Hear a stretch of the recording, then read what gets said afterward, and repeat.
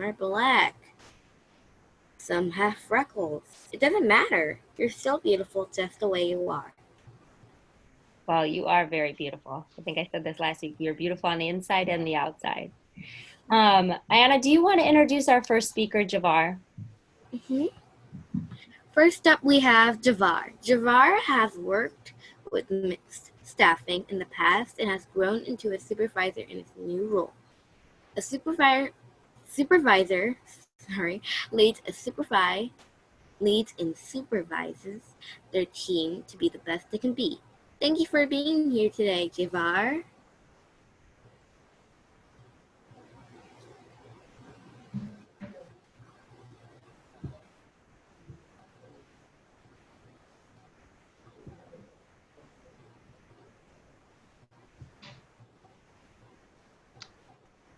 All right, we're gonna get you unmuted there, Javar, if you want to unmute your microphone.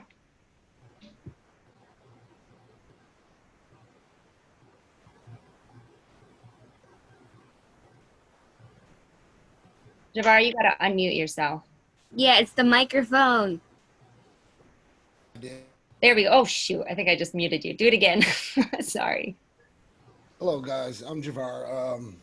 I'm a supervisor currently at the Gluten Free Bar, second shift. I was released from prison in 2017. Went through mixed staffing and got the job where I'm at now. I've been dealing with mixed staffing for the last 3 years with hiring people with felons on second shift. But I'm here to talk today about housing for felons. It is very hard for us when we get out of prison to find housing.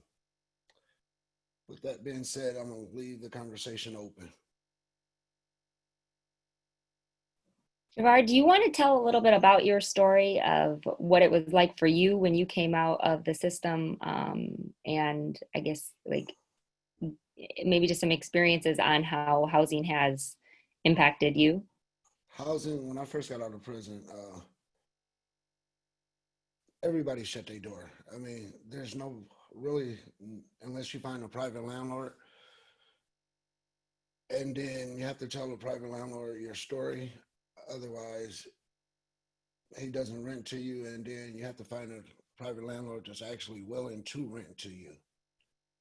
And 90% of the people that's out there are not willing to rent to felons. So it's like either you stay downtown at the mission or you end up going back to prison because you can't find any place to live, or you end up trying to live with a family member. I mean, it's really, really hard. Is that what you had to do so you were released in 2017? Yes, And then you had got out of the prison system and you went to a federal halfway house, correct? correct. And then they're supposed to help you get housing and get returned to society, correct? Correct. And there's even being in federal halfway house and all the support that you got from the probation officers, the staff that works there, and things like that, people still do not want to rent to felons. So what is it that people like, why do you think that is? What is the reasoning and what are things that we can do to try to help? Because so the top three things that you need to not end up back in the prison system would be safe housing, employment, and then food and food, I think. Right. So if the first thing is housing, and you're not able to get that, can you talk to us a little bit about what your suggestions would be for that? My suggestions would be for that. Really, there's no suggestions for that because it's hard. I mean, like I said, you have to go stay with a family member. I mean, yeah, it's difficult to talk about. I mean, because I went through a difficult time trying to find housing. Why do you think that you didn't end up back in the system and maybe other people do? Um, I had a supportive family. Uh-huh. I had a supportive family. I lived with my sister when I first got out for a year. I mean, it took me what 19 months to find a house, and I had to explain to the lady what I went to prison for. Had to introduce her to my probation officer. Had to explain to her what I went to prison for. Had to introduce her to my I let her know that what I went to prison for, I'm not doing anymore. And I'm still walking on pins and needles with that. Do you feel that you constantly are having to kind of the um, pay for a mistake you made now it's Definitely. 14 years ago? Definitely. What do you think employers or leaders can do in our community to try to help advocate for individuals like yourself rather than continue to put up barriers? Listen, listen. We, I mean, the company I work for, is a second chance company. I got out of prison. These guys knew I was a felon. They gave me a chance. I talked with these guys. I explained my story. They paid for me to go to school. When I Hmm. became a supervisor, they took a chance. I would definitely say that the way that the gluten-free bar values people and allows for opportunities is something that many employers in the area should look to um, as a prime example of how people deserve to be treated. Would you agree? Definitely, definitely. Javar, do you think that in terms of you made a mistake at a young age, do you feel you're going to continue to have to pay for that crime? And No, good, no, I don't. good. So eventually we're going to get through this, right? We definitely are. Do you feel, in terms of your conviction and you being Black, that anything, had you been a white person, that you would have been treated any differently? Definitely. Housing would have been a little bit better. I mean, I wouldn't have had to explain what I went to prison for. I wouldn't, I mean, yeah, I definitely could have got a house easier. Hmm. But with me being black and fresh out of prison and then my crime, they automatically think I'm going right back to doing what I was doing. Mm-hmm. Well, Javar, we're proud to know you and we're proud of how much you've accomplished. I know that they're really proud to have you over at the Gluten Free Bar as well. So thank you so much for being here today. I know Thanks it's for having me. not an easy thing to continue to bring up. So thank you. Um, it looks like there's one question that came through, Javar, about do you, well, I guess you sort of did in terms of if the criminal justice system had failed you. Elaborate a little bit more. What do you mean Well, if it just says if you feel like the criminal justice, like if they didn't set you up to succeed once you were released.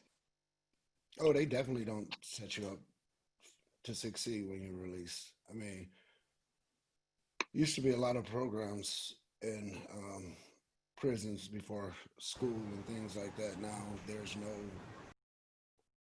schooling and things.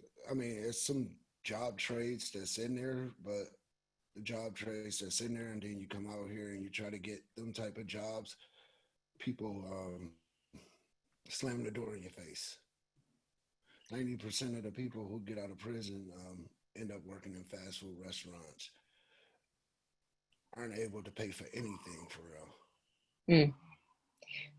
Javar, Celeste has asked, I've heard that other employers say that they may consider somebody who has one felony, but not multiple felonies, because there's a perception that a person hasn't learned their lesson if they haven't changed their ways. Would you agree or disagree with this? I disagree. And why? The reason why is a lot of a lot of stuff that we were raised around, the neighborhoods and things like that. People always say, "Oh no, your neighborhood is what you make it," and it's not all that bad. But I mean, if I get out of prison with my first felony and I can't get a job, and I end up doing something I don't have any business doing and catching another felony, I mean, it's just a cycle. Mm. Mm. So a And lot it's of it's psychological, like right. And psychological methods. Yeah, it's interesting. easy from that first felony, that second felony. I mean, it could be just jaywalking and it can turn into something totally different because of the first felony. Mm. And then it's like as soon as they run your name, you're automatically guilty of the felony. And it's like, wow. Wow. Well, thank you so much for talking again and for sharing your vulnerability. We really appreciate that, Javar, and your Thanks, insight. man. You know, if we can do anything, I know housing and homelessness among people who have been in the prison system is absolutely insane. And then you look at the statistic of military veterans that also have prison and felonies that become homeless. It is very sad data.